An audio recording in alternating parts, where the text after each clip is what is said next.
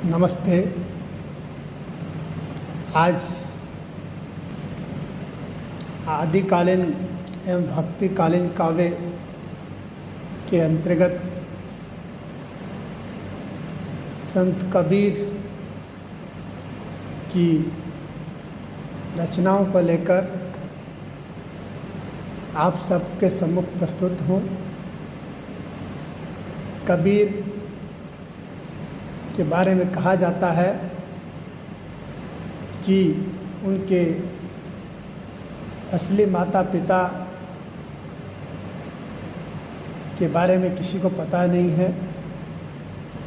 उनको बालक अवस्था में लहर तारा तालाब के पास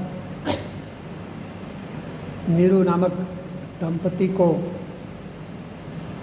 बच्चे के रूप में कबीर मिले थे और उन्होंने उसे अपने घर लाकर उसका पालन पोषण किया। नीरू जुलाहे का काम करते थे तो कबीर ने भी अपने पिता के साथ रह कर के जुलाहे का काम सीखा और आजीवन कपड़ा बुनकर के अपनी जीविका उपार्जन का काम किया। कबीर अनपढ़ थे, यानी निरक्षर थे। उन्होंने खुद स्वीकार किया है, मसी कागज छुयो नहीं, कलम गही नहीं हाथ। यानी मैंने कभी कागज कलम हाथ में नहीं ली, यानी मैंने कोई स्कूली शिक्षा प्राप्त नहीं की है। कबीर निरक्षर होकर के भी ज्ञान के अथाह भंडार थे। बड़े बड़े विद्वान और शास्त्र मर्मज्ञ उनसे बहस किया करते थे। कबीर को शास्त्रों का संपूर्ण ज्ञान नहीं होते हुए भी वे पंडित, वे शास्त्र ज्ञाता कबीर के सामने नतमस्तक हो जाते थे। बहुत से ऐसे अभिमानी शास्त्र मर्मज्ञों ने कबीर की शरण ली। कबीर का ज्ञान उनके अनुभव पर आधारित है, न कि किताबों पर। वे कहते हैं, मैं कहता हूँ आँखें देखी, तू कहता है कागज लेखी। यानी मैं आँखों से देखी हुई, यानी स्वानुभूति वाली बात कहता हूँ। दुनिया किताबों में लिखी हुई बात करती है। किताबों में लिखी हुई बात में हेर फेर हो सकता है, परंतु जो कबीर ने अनुभव किया वो परम सत्य था, उसको बदला नहीं जा सकता। जो भी उस परम सत्य को अनुभव करेगा वो कबीर के दर्शन और कबीर की विचारधारा को स्वीकार करेगा, क्योंकि उसके अतिरिक्त और कोई रास्ता ही नहीं है। कबीर ने जनता को समझाने के लिए अपने संपर्क में आने वाले अनुयायियों को सही दिशा देने के लिए अपनी बात सांकेतिक रूप में कही और उनके परम शिष्य धर्मदास और अन्य जो थे वो पढ़े लिखे शिष्य थे, तो उन्होंने उनसे सुन के उन पदों को, उन रचनाओं को संकलित किया। तो जिस ग्रंथ में कबीर की रचनाओं का संकलन है उसे कबीर बीजक के नाम से जाना जाता है। कबीर बीजक में रमैनी, दोहा यानी साखी और पद संकलित हैं। इस तरह से उनके ग्रंथ में, उनकी रचना में 3 तरह की चीज़ें देखने को मिलती हैं। यानी पहली साखी, जिसे हम दोहा कह सकते हैं, तीसरा पद और रमैनी। उनकी उलटबासियाँ आज भी लोक व्यवहार में प्रचलित है। उन्होंने अपनी बात को गूढ़तम बनाने के लिए उलटबासियों का प्रयोग किया है। कबीर का दर्शन निर्गुण ब्रह्म का उपदेश का दर्शन है। कबीर जाति पाति, धर्म इत्यादि कुरीतियों में विश्वास नहीं करते थे। उनका मानना था कि इंसान सिर्फ इंसान है, उसकी कोई जाति, कोई धर्म, कोई संप्रदाय नहीं है।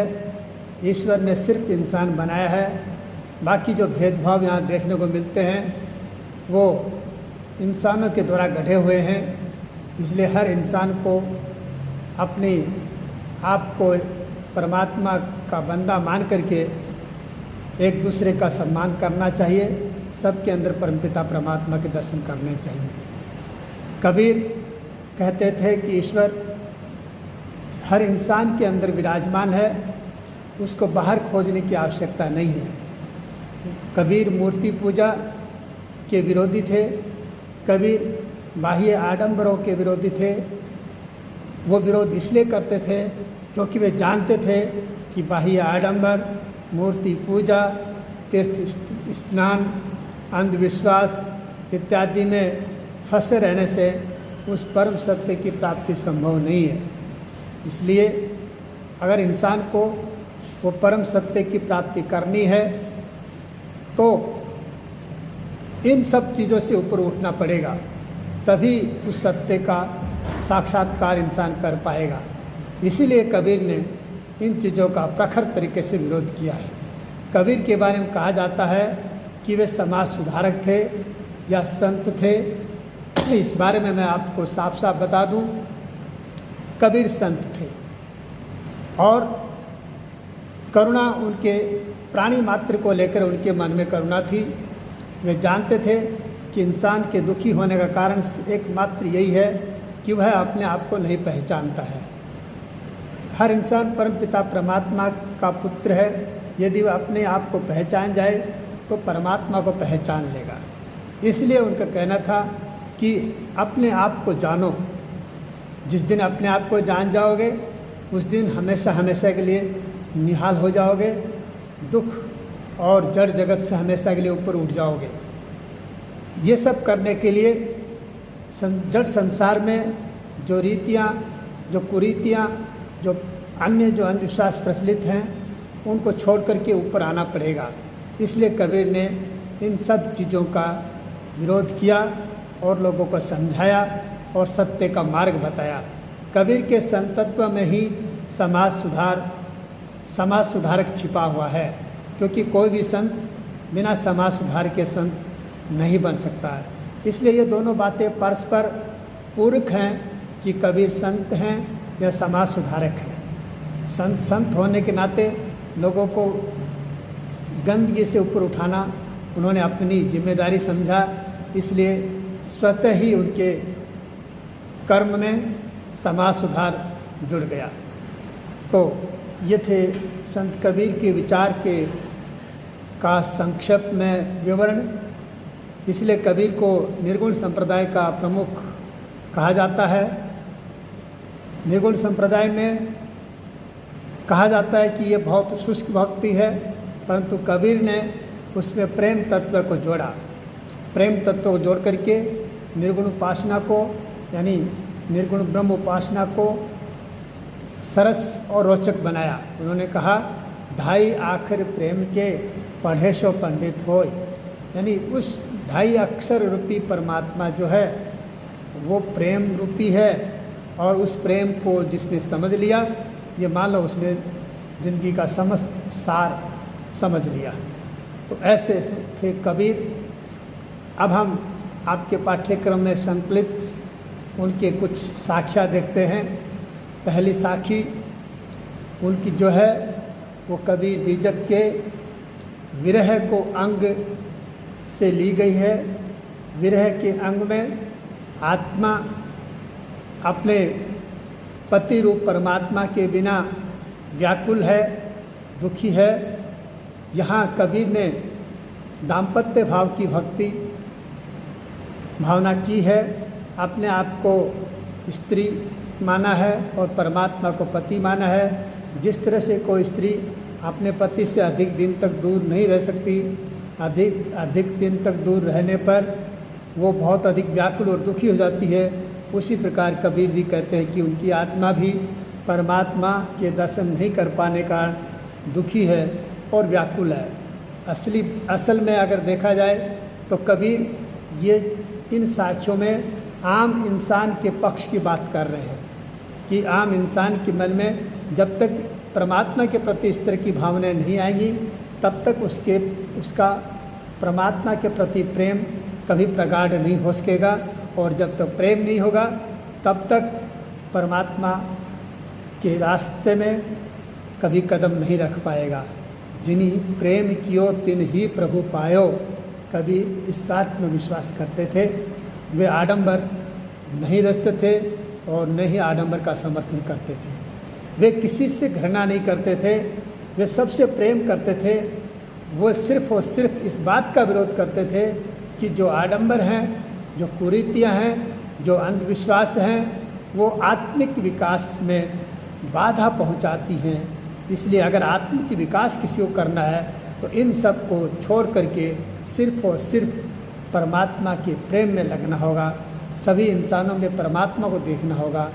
ऐसा था उनका मत। उनके मत को अनेक समीक्षकों ने अनेक तरह से आलोचनाएं की हैं। ये उनके अपने अपने विचार हो सकते हैं।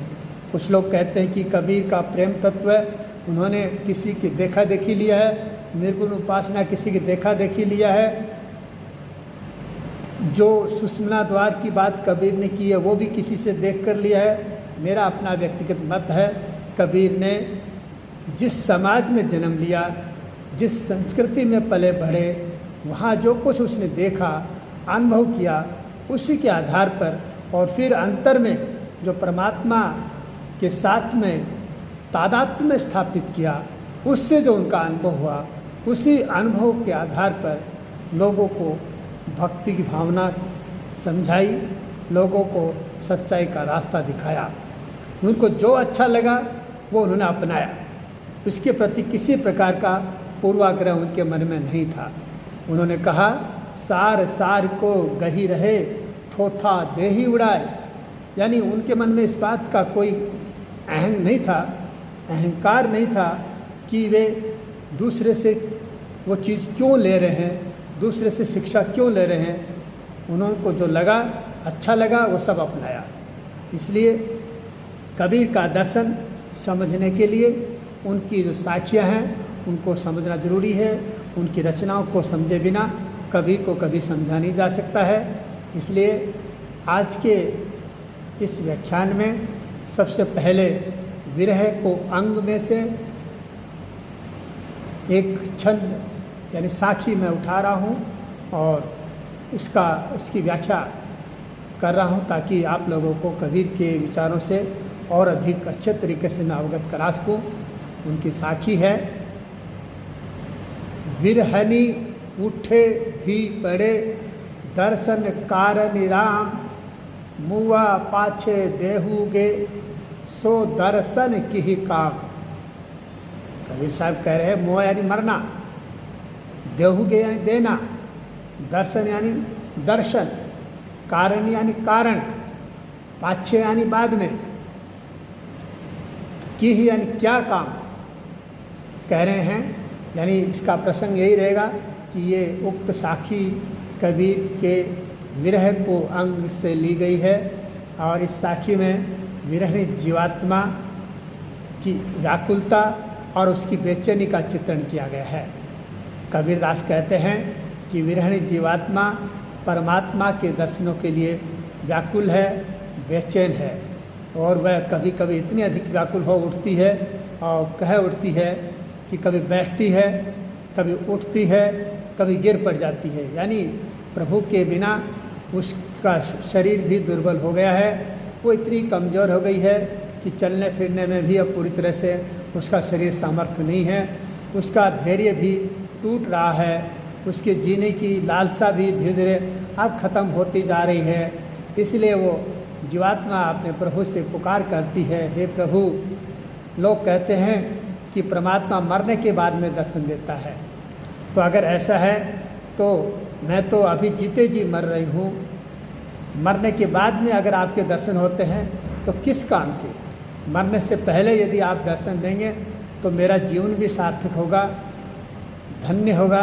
इसलिए हे प्रभु, आपसे मेरा यही निवेदन है कि आप मुझे जीते जी दर्शन दें। मरने के बाद में आपके दर्शन होंगे, इसका मुझे लाभ मिलेगा या नहीं मिलेगा, इस बारे में अभी मैं कुछ नहीं कह सकता, परंतु यदि इस जन्म में आपके दर्शन होते हैं तो मैं अवश्य ही धन्य हो जाऊंगा। इस तरह से कबीर ने इसमें अपनी विरह दशा का चित्रण किया है। इस छंद में श्रृंगार के वियोग अवस्था का चित्रण देखने को मिलता है। अलौकिक प्रेम की व्यंजना कवि के इस छंद में दिखाई दे रही है। इस छंद में अनुप्रास और आक्षेप अलंकार का प्रयुक्त हुआ है।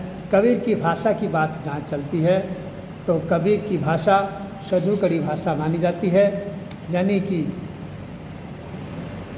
ऐसी भाषा जिसमें सभी भाषाओं के शब्द घुल मिल गए हों, जिसे हम खिचड़ी भाषा भी कह सकते हैं। मिश्रित भाषा भी नाम दिया लोगों ने, तो कहने को जो भी शब्द कहें, परंतु हम यही कह सकते हैं कि कबीर की भाषा में पंजाबी, ब्रज के, हिंदी के, अवधी के और अनेक भाषाओं के शब्द घुल मिल गए हैं, क्योंकि कबीर के जो शिष्य थे सभी दिशाओं से, सभी क्षेत्र से उनके शिष्य थे। सभी को उनको समझाना पड़ता था, सभी इलाकों में उन्होंने भ्रमण किया था, इसलिए उनके काव्य में अनेक। कबीर जी का दूसरा छंद है, मुआ पीछे जिनी मिले, कहे कबीरा राम, पाथर घाटा लोह सब, पारस कोने काम। यानी इस छंद में कबीर जी ईश्वर प्रेम के बारे में बता रहे हैं कि ईश्वर का प्रेम यदि जीते जी नहीं प्राप्त होता है तो मरने के बाद मिल जाएगा, इस बात की कोई गारंटी नहीं है, और मिले तो उसका कोई इस जीवन में लाभ नहीं प्राप्त हो सकता है। इसी बात की व्यंजना इस छंद में प्रकट हुई है। इस संबंध में कबीर जी आगे कहते हैं, हे प्रभु, मरने के बाद यदि आप दर्शन देने आओगे तो मुझे ऐसे दर्शनों की आवश्यकता नहीं है। मेरी उत्कंठा, मेरी कामना तभी पूरी होगी यदि आप मुझे जीते जी दर्शन दें। जिस प्रकार कबीर जी उदाहरण देते हुए समझा रहे हैं कि पारस की तलाश में अगर लोहे को हर चीज़ से रगड़ते रगड़ते पारस ढूंढते ढूंढते लोहे को रगड़ते रगड़ते अगर लोहा ही ख़त्म हो जाता है और उसके बाद में वास्तव में पारस हाथ आ जाए तो उस पारस का कोई मतलब नहीं है। यानी कबीर जी इस उदाहरण द्वारा समझाना चाह रहे हैं कि जैसे किसी आदमी को पारस की तलाश है तो पारस के बारे में ऐसा कहा जाता है कि अगर लोहे से उसको छू दिया जाए तो लोहा सोना बन जाता है। तो किसी व्यक्ति को अगर पारस की तलाश है तो वो पारस की तलाश करने के लिए लोहे को अलग अलग पत्थरों पर रगड़ करके देखता है कि इनमें से कौन सा पत्थर पारस हो सकता है। कबीर जी कह रहे हैं, अगर ऐसा करते करते करते अगर पूरा लोहा ही घिस गया और उस लोहा घिसने के बाद कोई पत्थर जो कि पारस है और वास्तव में हाथ लग जाता है तो उस पारस पत्थर के हाथ लगने का कोई अर्थ नहीं रह जाता। पारस का अर्थ तभी है जब हमारे पास में लोहा हो। ठीक इसी प्रकार ईश्वर के दर्शनों का महत्व भी तभी है जब ये जीवन हो। मनुष्य जीवन में ही ईश्वर के दर्शनों का महत्व है।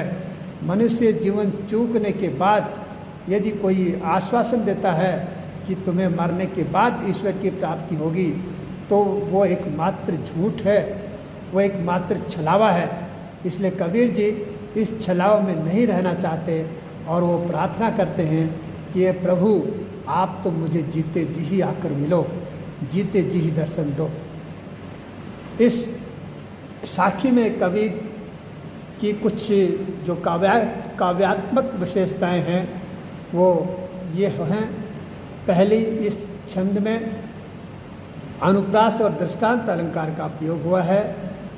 दूसरा, इस छंद में पारस पत्थर का दृष्टांत दिया गया है। पारस के बारे में कहा जाता है कि वो लोहे को सोना बना देता है। और तो इसी उक्ति का प्रयोग कवि ने भी अपने इन पंक्तियों में किया है।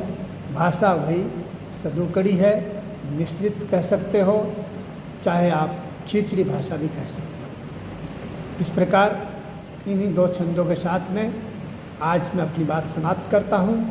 शेष आगे फिर अगले वीडियो में आगे के छंद देखेंगे।